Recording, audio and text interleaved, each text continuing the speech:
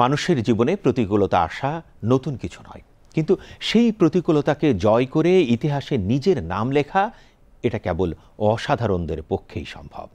ঠিক তেমনি এক বিস্ময় হেলেন কেলার। দৃষ্টিশক্তি ও শ্রবণ শক্তি হারিয়েও যিনি থেমে যাননি, বরং সীমাহীন অন্ধকারের মধ্যে স্পর্শের ক্ষুদ্র ভাষা ধরে খুঁজে পেয়েছেন আলোর পথ।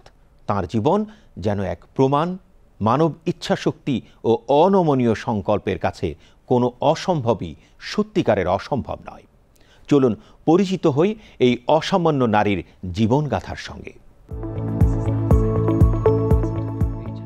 হেলেন কেলার শিশুকালে এক দুর্ভাগ্যজনক অসুস্থতা তাকে চিরদিনের মতো অন্ধ ও বধির করে দিলেও তিনি থেমে যাননি, বরং মানব ইচ্ছাশক্তি কতটা শক্তিশালী হতে পারে তার জীবন্ত প্রমাণ হয়ে ওঠেন তিনি।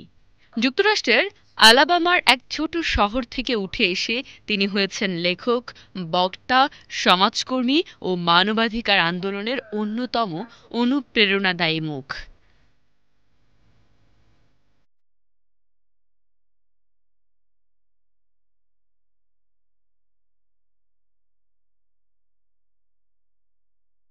শুধু তাই নয়, যোগাযোগের সব পথ বন্ধ মনে হলেও তিনি নতুন পথ আবিষ্কার করেছেন নিজের মেধা, সাহস ও কঠোর পরিশ্রম দিয়ে।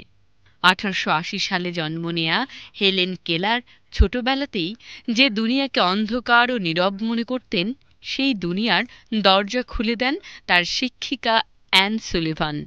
হাতের মুঠোয় স্পর্শ ভাষা থেকে শুরু করে ধীরে ধীরে লেখা, পড়া, কথা বলা সবকিছুতেই হেলেনের প্রতিটি অর্জন ছিল মানব সম্ভাবনার সীমানাকে চ্যালেঞ্জ জানানোর মতো।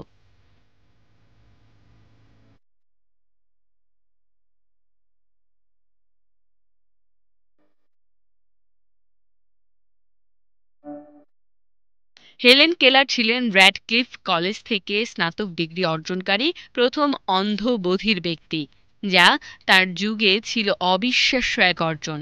তিনি লিখেছেন একাধিক বই, যার মধ্যে আত্মজীবনী the story of my life বিশ্বব্যাপী পাঠকের হৃদয়ে ছুঁয়ে গেছে। নারী অধিকার, প্রতিবন্ধী মানুষের অধিকার এবং শ্রমিক অধিকারের পক্ষে তিনি ছিলেন নির্ভীক কণ্ঠস্বর।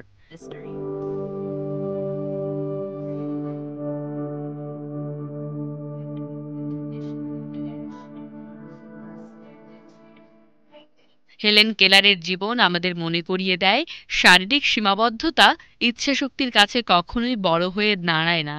অন্ধকারের মধ্যেও যদি আলো খোঁজার ইচ্ছে থাকে, তবে সেই আলোই পথ দেখাতে পারে এক নতুন শক্তিশালী মানবিক ভবিষ্যতের দিকে।